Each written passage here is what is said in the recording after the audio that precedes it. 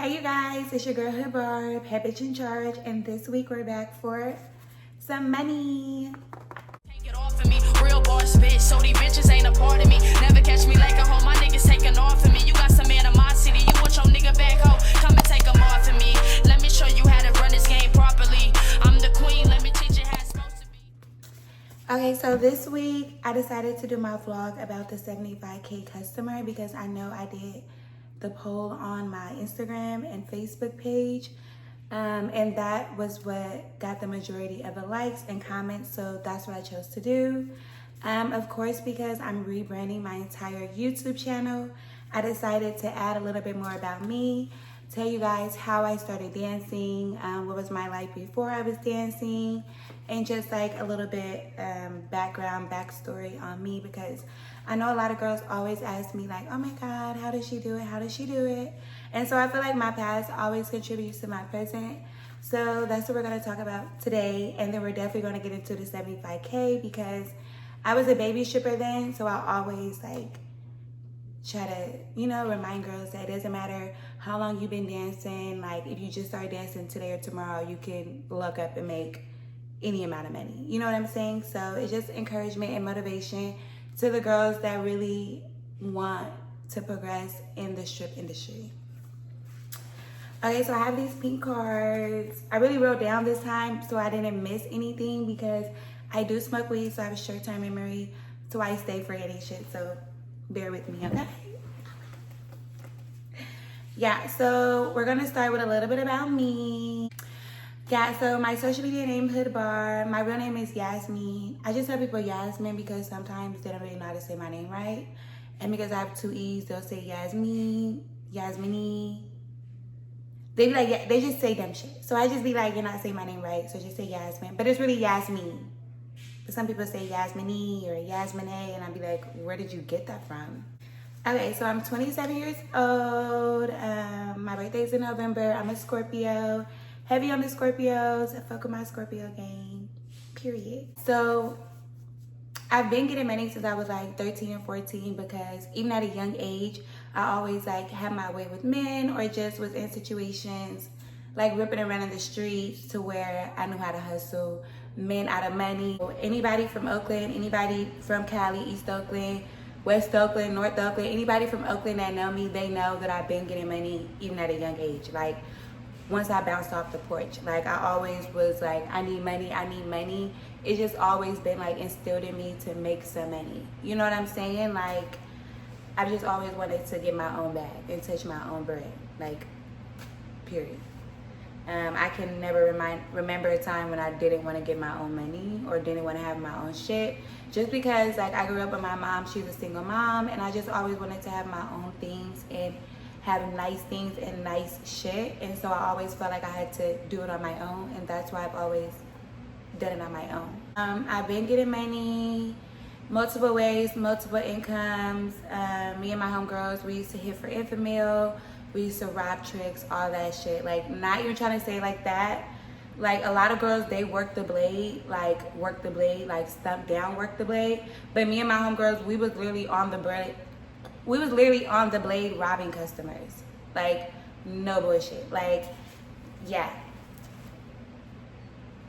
Don't get me wrong, because sometimes when I had good customers on the blade, like I'm like, oh, okay, $800, $1,000, I'm about to take that. And because I was so young, they would really give me that, like literally. But yeah, we definitely was on that on a whole different level because I don't even like telling people this story because it just embarrassed me because this bitch is so goofy and stupid that I took this homegirl with me because everybody would be like, oh my God, I always would have money all the time. And so all the girls would be like, how did you do that? How did you do that? And I'm like, come with me. I'll show you how I did it. Like, no lies. And so I took this girl with me. She was hella square. Like, she wasn't nowhere in that life, right? And I was like, we're finna rob the customer. Like, we're finna go on the blade. We're gonna act like we're gonna bust down. And we're gonna take his money. And she was like, how are we gonna do it? I'm like, just watch me and I'm gonna show you. So we really would get in the car, right? One of us would sit in the front and one of us would sit in the back. But I always would tell her like, hey, I'm gonna sit in the front because I already know what I'm doing, so I'm gonna have to really come in contact with the customer. And because you really don't know nothing, you could sit in the back seat. So on the blade, they like pull over to try to like go somewhere to do a service so that they can be discreet, you know? So every time it would be like an alley or somewhere, you know, like that. But every time it would get to do the service, after they would give us the money, we would have to go to the back seat. So I would have to get out the front, open her door, go in the back seat. And once that came, I would just be like, let's start running. We already got the money. Yeah, they're gonna chase us for their money, but they're not gonna chase you that long because they're already doing illegal shit. They're already trying to solicit prostitutes. So they're not really gonna make a big scene for them trying to do illegal activities. Like, you know what I'm saying? So yeah, we probably had to run a little bit. But this bitch peed on herself. She was so scared of this little Mexican chick that she peed on herself. And I was like, by the grace of God, I had knew this dude that stayed in the Dubs. And we had went to his house and she had cleaned up and showered and all that shit. But it was like, girl, we had a whole night ahead of us to do this shit all night. And the first customer, it was... That's why I said I've always had a different hustle. I feel like a lot of girls, once you like wave a little money in their face, they gonna go all crazy for it. Like, and me personally, it never gave that. Like, don't get me wrong, I have like did shit for money or service customers, but never for no little bags. Yeah, so I really stopped like doing the blaze shit because I had like bad experiences with like gorilla pimps and motherfuckers like trying to kidnap me multiple times and really had people hold me against my will. And so when stuff like that was happening, I was like, okay, yeah, it's not really worth it because it's never that serious. I'ma just finesse a different way. So me and my homegirls, we would like use Backpage or Redbook and other apps and like stuff like that to find customers, go to in calls, go to out calls.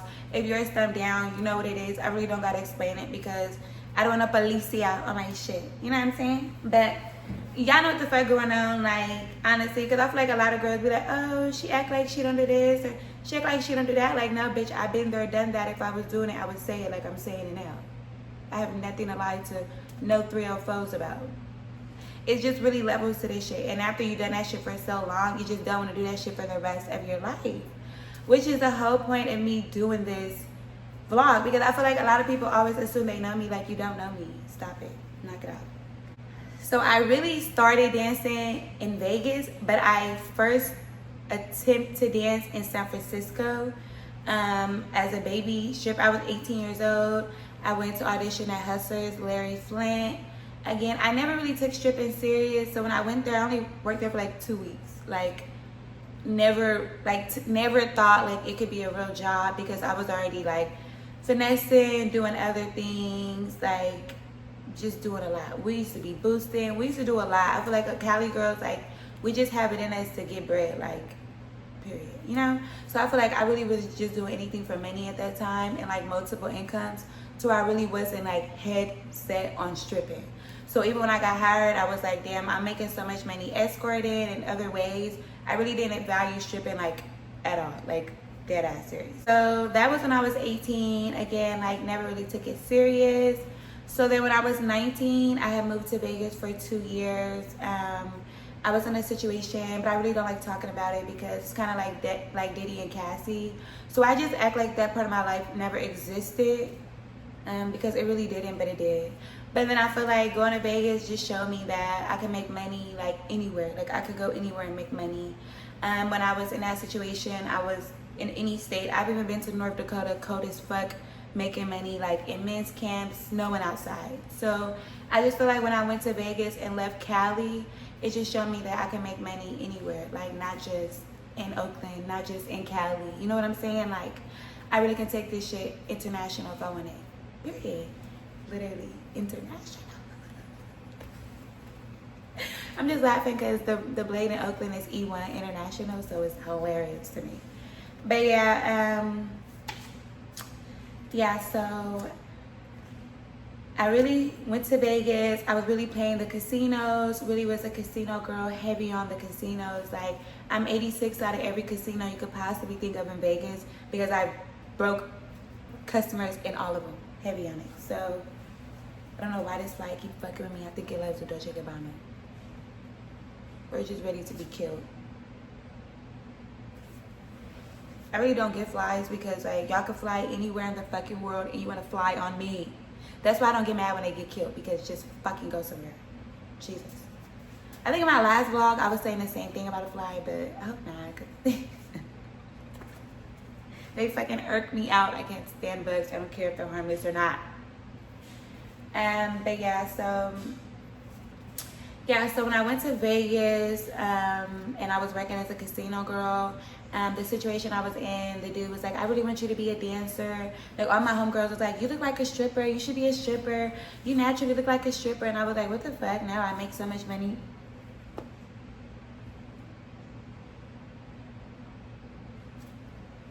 You know what? I haven't been ready to get active in a long time, and I'm definitely ready to get active with this fly, because I don't know if it's a Dolce & Gabbana, but stop. Get off me. Yeah, so all my homegirls in Vegas and in Cali, they kept telling me, like, you look like a stripper. You should be a stripper. Like, you got a body for a stripper. Like, you just give video vixen stripper vibe type of look, you know? So I was like, yeah, maybe I should try it out, you know, and try other things to get money instead of just constantly always having to be with customers and be in hotels and stomp down like that, you know what I'm saying? So I was like, okay, let me try to strip. So I started dancing at the library. No, I started dancing at Little Darlings in Vegas. It was a beginner club and it was full nude, so they didn't serve no liquor. At that time, I really didn't drink liquor for real like that, so it really didn't bother me. I really just smoked weed. I really developed my strong liquor habit in Vegas though, because I was always in the casinos and just, it's Vegas, like, yeah. So by the time I left Vegas, a bitch always drank a lot. Yeah, I started at Little Darlings in Vegas. It was cool, but then when I went to Club Library Las Vegas, I kind of liked that club more because every Wednesday they would do like a 20K pole contest. And so all the fire pole, like, dancers from all over the world, like, would come and show out. And at that time, I didn't even know nothing about pole. Like, I was barely doing like pole classes for like $150, like twice a week, with like an Australian pole dancer that she worked at Sapphire for like 9 years. So I was just like doing my pole like lessons on the side and trying to like get comfortable to go on stage. So I definitely know how it is to start working at a strip club and be nervous as fuck, because oh God. Like, I really would go to work and be like, I'm not going on stage. Like, these bitches know how to dance way better than me. Like, I am not going on stage with these bitches that literally have fire coming out of their shoes. Like, my favorite, like exotic pole dancer that is like super known and fucks it up on the pole, and I would see this bitch every Wednesday at Club Library Las Vegas, is Isis the Goddess. I don't know if y'all really know her, but if y'all Google her on Instagram, yeah, she's fire as fuck on the pole. And I always see her. She would always come to the Club Library Las Vegas. Like, a lot of dancers did though, don't get me wrong, because them bitches would be disappearing out of lockers on stage and doing some crazy shit. So I was a baby stripper at that time, and I definitely was not going to go on stage doing like basic shit, fireman spins and all that. That was gonna look super goofy. And then it was like a black twerk club kind of, so it's like everybody was really throwing money up on twerking and this and that. But my first night working there, I made $1,600, and I didn't even know how to dance on stage. So that is when I really was like, oh, stripping is for me, for real. Little Darlings, I feel like out there it was like more like a day shift club. It felt like the whole day was day shift. Like, you're just sitting, you know, I don't know how to explain it. I feel like because it was a nude club and they had no liquor, people really couldn't like turn up, you know what I mean? Like, that's why I always value working at strip clubs that have bars and have liquor. Like, not BYOB, that have a bar and have liquor, so that the men can actually get drunk and spend a real bag. Cause like a lot of times, men that's in their right mind is not gonna pull $5,000, $10,000, not even $2,000 out to get to no female. Like, you know what I'm saying? At a strip club, they be coming in there trying to be on a budget. So I feel like liquor always like helps them loosen the fuck up and think realistically. Like, this is a strip club. If you're on a budget, you shouldn't even be here. Fuck. Yeah. So Vegas. Yeah, Vegas really like was where I first started dancing, but I really didn't start dancing until like my last 2 to 3 months in Vegas, for real. So that's why I said when I came to Oklahoma, like, I had just like knew how to dance on pole. Like, you know, I had just conquered pole a little bit to where I was confident to go on stage. Again, I didn't even know half the shit I know now about stripping until I came to Oklahoma. So I always considered myself a baby stripper when I came to Oklahoma because I didn't know nothing. You know what I'm saying? Like, I literally taught myself everything just being out here on my own and not really having like nobody to show me nothing. I really know nobody out here. And then I came out here like with my broke ass baby daddy. So it's like he wasn't gonna really show me nothing. Like I really had to show myself everything. Like he just got out of jail, so he was so institutionalized. It was nothing that I really had to do everything on my own, and I really had to like find a way to make it work. You know what I'm saying? And that's what I did. And that's why I always pop my shit on social media. I feel like people think that I be trying to like brag and say this and that. But no, I really be proud of myself because I came out here with literally like $2,000 to my name, if that. Literally, don't even remember how much money I came out here with because it probably was so little to nothing. I had no vehicle, nothing. Came out here staying with my baby daddy family. Really didn't get along with them. He didn't even get along with them. So it really like was a fucked up situation when I first came out here, and I was just so determined to like get my own, have my own. Just could not be living like that. Especially since I had came from Vegas, living in a mansion and living in Lake Las Vegas, like around celebrities and being around top dollar shit, to come to Oklahoma and it's the complete opposite. I was like, no way I'm about to pop my shit, get my own shit. Like something has to get straight up. So yeah, my baby daddy mom, she like worked at some hotels, I think. And she came back one day, was like, oh, there's guys at my job talking about the landing strip. They're talking about a strip club out here.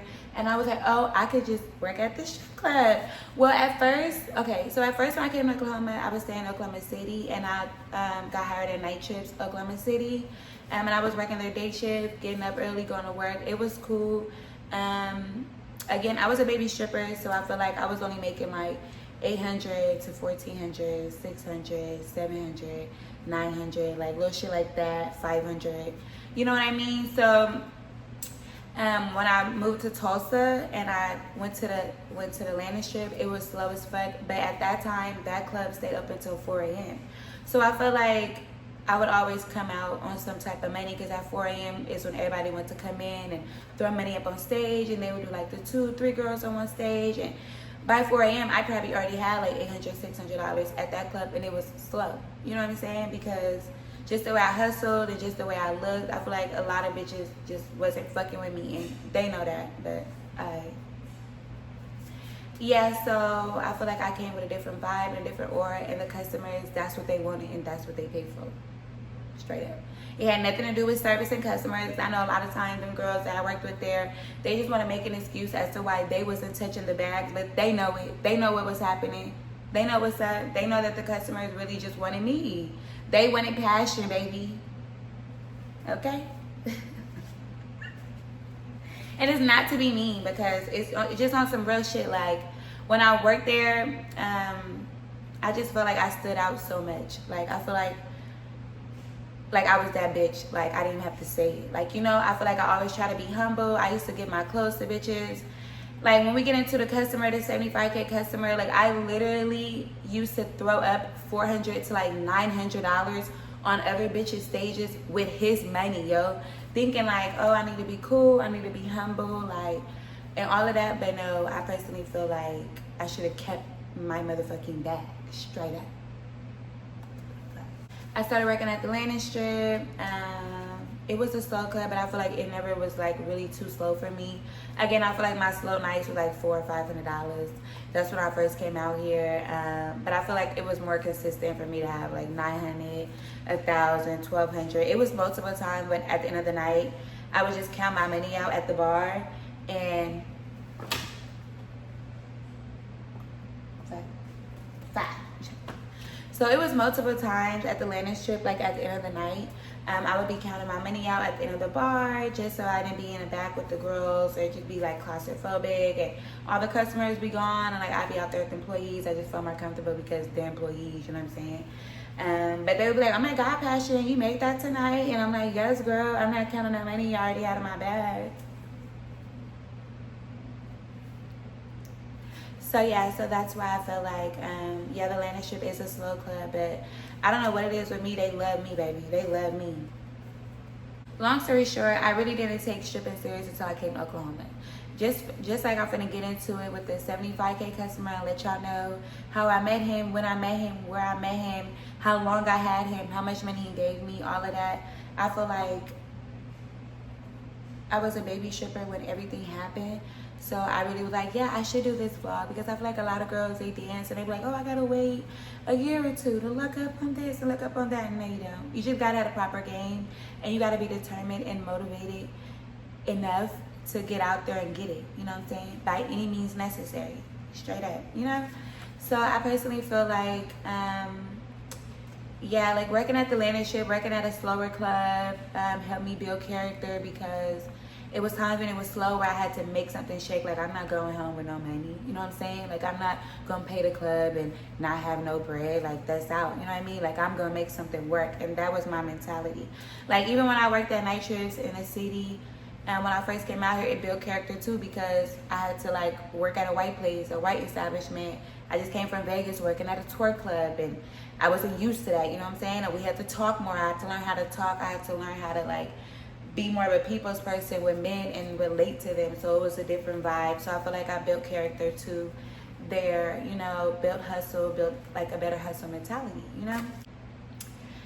Skipping forward to the time that I broke the customer for 75K, it was when I first started working at the Atlanta Strip, or after I came back after they remodeled. It was something like that, like it was some new beginning for either the club or for me, you know? So long story short, I don't know if it was Christmas Eve or Christmas. I keep thinking it's Christmas Eve because I'm like, bitch, I know on Christmas I was not at work, you know? But it was like 5 o'clock, right? I think the club had just opened up too. Like, they were doing weird opening up times at that time. So we didn't know if they were going to open up now or then. Yeah, it was just a lot of weird stuff going on. They was trying to get it together, never really got it together, but it never really bothered me because I was still making money, you know? Yeah, so I was in the back, like curling my hair up. I had like a red wig at that time. I had like half my hair curled and the other half I had like pinned up into like a little bun.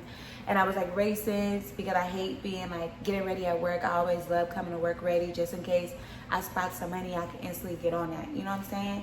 And that's why I barely ever come to work and do my makeup or hair. Like, it never really happens. I always come to work prepared, like more than likely. You know what I'm saying?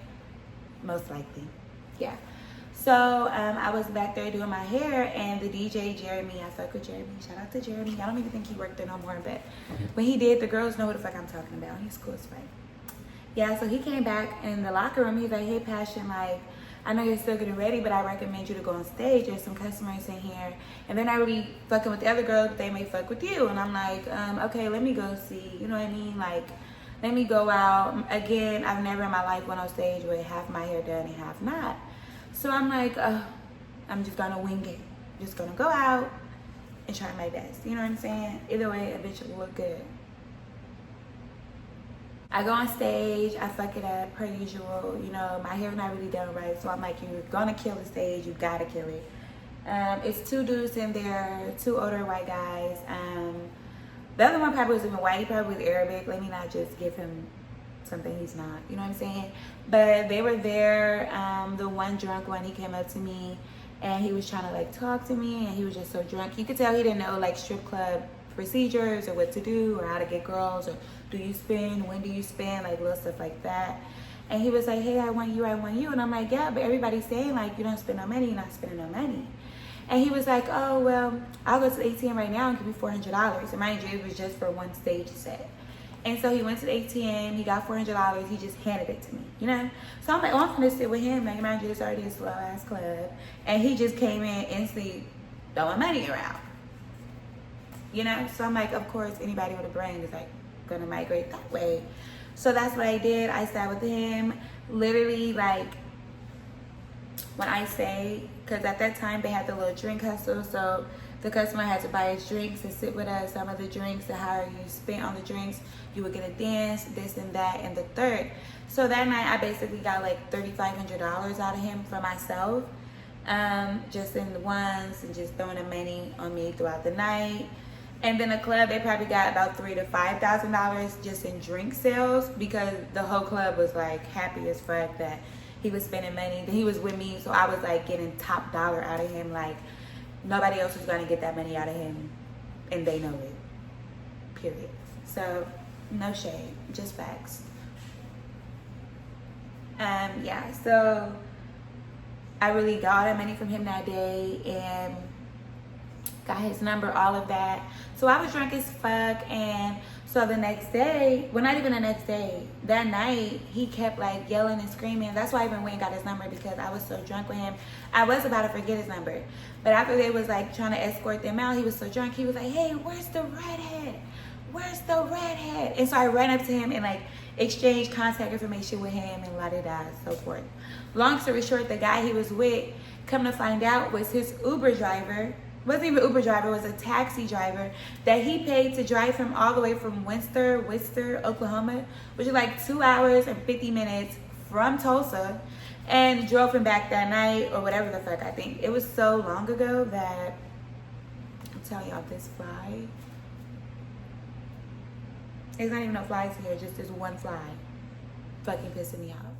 But yeah, so I guess he drove back that day. So when I contacted him, I was like, oh no, tell my homegirl, like, we're finna go pick him up. So I broke bread with my homegirl, and shout out to Lele, Alexander Lele. Love you, bitch, because she was there, witness to everything. Yeah. So she like drove me, because at that time I didn't have no vehicle. Like I told you, I just like was getting my shit together on my own. Heavy on it. So basically, we picked him up. He stayed out in Tulsa with us for like 3 weeks. Yeah, so my homegirl, she took me to go get the customer. We came back to Tulsa with him. We got a room with him. He just basically,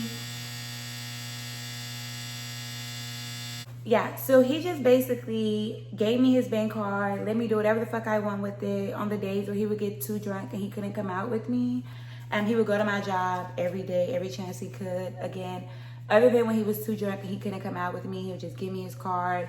I would go to the mall, I would spend this, spend that. He would say just bring him back outfits so he can shower and change clothes and some Jose Cuervo. Baby, that was it. Never serviced him, never even seen what his area looked like, you know what I'm saying? And so I feel like he was the first customer that really like gave me a real bag without having to do like no crazy shit, no service, nothing. And so in that moment I was like, oh yeah, they passing out money for nothing. I'm finna, the whole price went up instantly. Like no lie, just organically. Like once I had that customer and he gave me all that money and was just letting me spend this and spend that, I just knew that a bitch didn't have to do anything. And so I actually felt bad for the old me. Like, damn bitch, you was really doing all that for money. Like you didn't have to do all that. You finna do it like this. Like now you finna hustle like this. Like now this is your hustle. So it just cracks me the fuck up when bitches try to tell me my hustle. Like I don't know it. So this is how I even was able to calculate how much money the customer gave me, right? Within the 3 weeks, probably was a month that I known him. Well, 3 weeks to a month that he gave me the money that I got, the $75K, because he had 401k benefits, right? So when I first met him that night, I had seen his account. He had like 85,000 and something in his account, right? He kept saying like, there is my 401k benefits. I'll take care of you. I'll do whatever you want.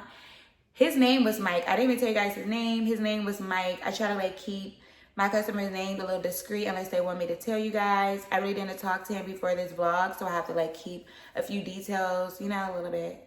Because I don't want them to be like, oh my God, you just told the world my full name and you told them I gave you, you know, whatever they have a business or some type of, you know what I mean? Just out of respect for their personal lives as well, you know?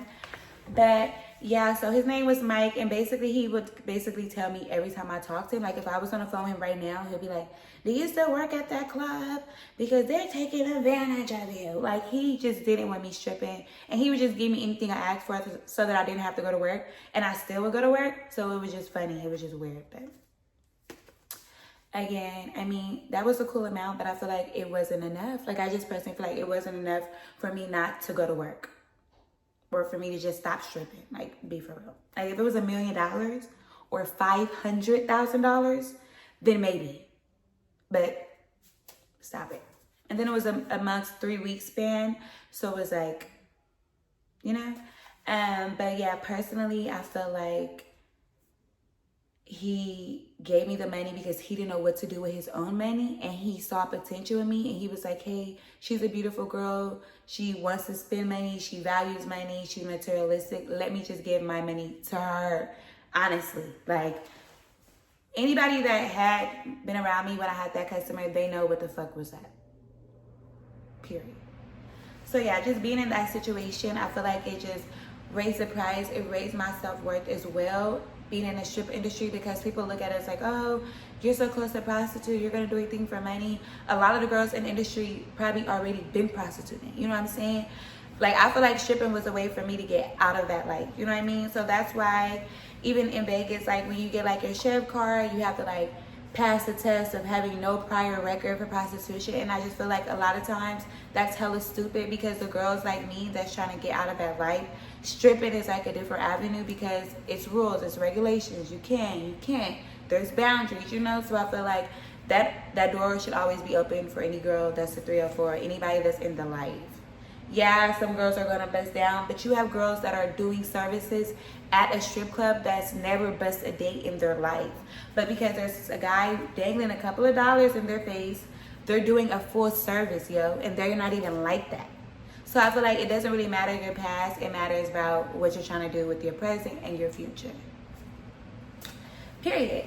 This vlog is like a little like an update. I feel like because I'm rebranding, I kind of wanted to like just tell more about me. I feel like I never was fully able to do that when I first dropped my YouTube channel, because I was new to YouTube. I really didn't know a lot. I'm still learning a lot. Like, I just hit 1,000 subscribers and I had YouTube for 3 years.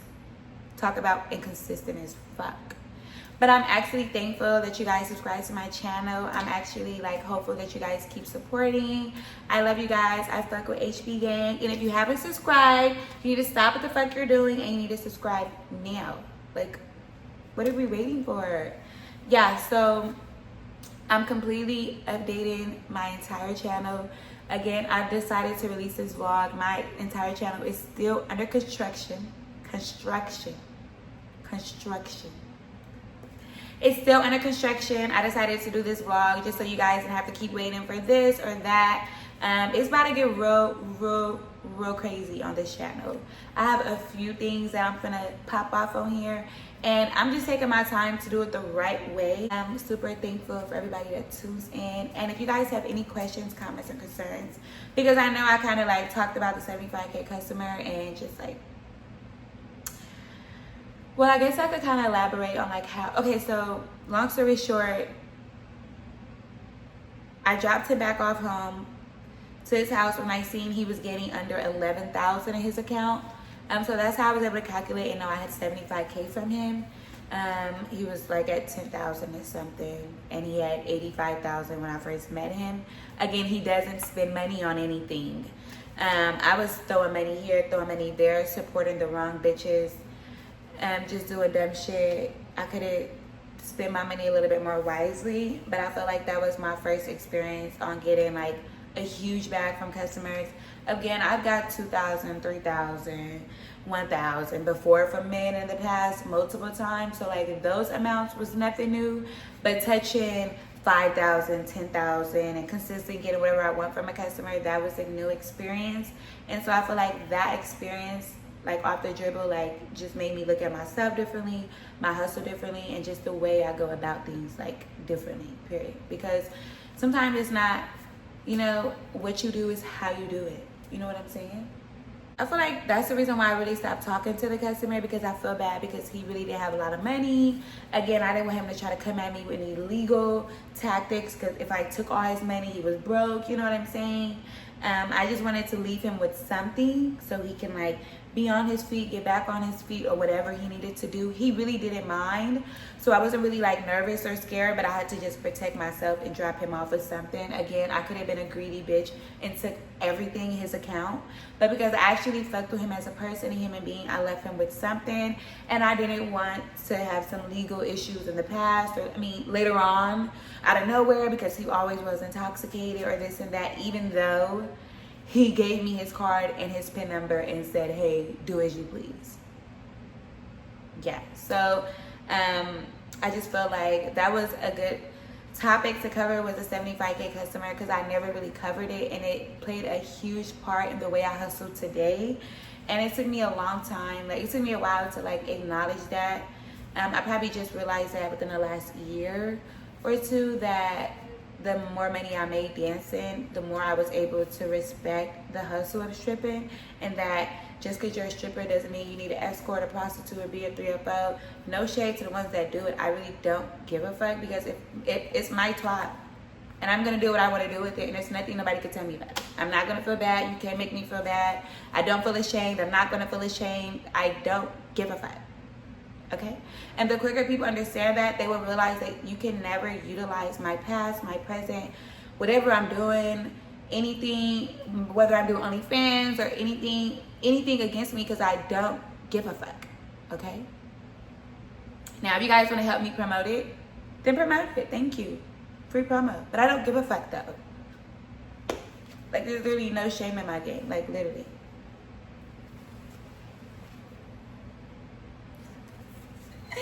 Yeah, so I'm just making sure that I went through all the cards, make sure I covered everything.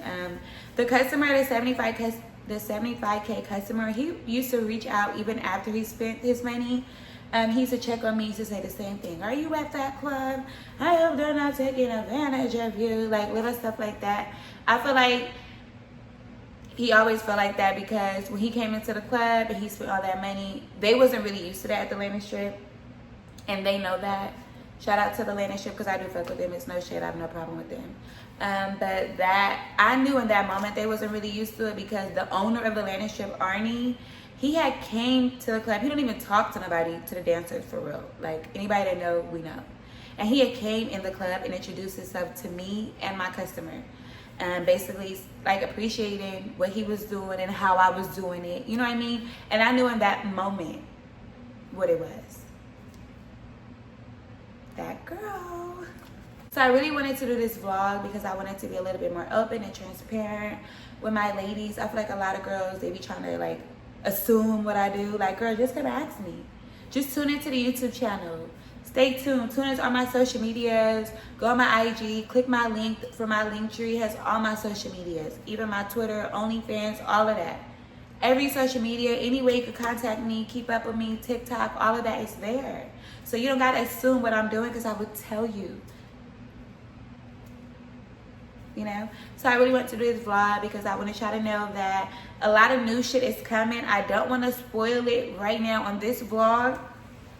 I am going to drop another vlog in about 2 days with the tea, with the news that I have for you guys. It's really a treat from my HB gang, because I'm so thankful for y'all subscribing to my channel, being like just real genuine motherfuckers, and supporting a real bitch when you see one. So that's really like, in 2 days I got something for y'all. In 2 days I got a surprise. I got tea to spill. I got something new. Okay, so thank y'all for tuning in. I love you guys so much.